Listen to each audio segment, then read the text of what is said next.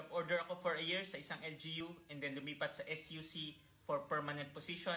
Hindi ko na-close ang registration ko sa BIR as job order. Pero sa SUC, every year nag-file ng Form 2316 for 5 years. Kailangan mo pong ma-properly close yung registration mo as job order sa BIR. Dahil kung hindi, ikaw pa rin po ang required mag-file ng income tax return mo. Meron kaming pre-nases ngayon na client namin, freelancer na siya ngayon, pero job order din siya 5 years ago.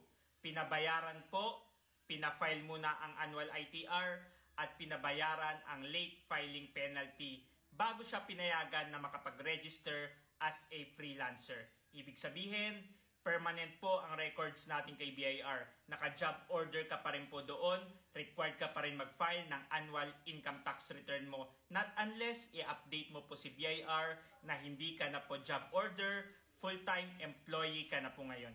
You are a freelancer at meron kang concern or question regarding freelancers BIR registration and freelancers tax compliance, comment mo lang yan at sasagutin ko yan.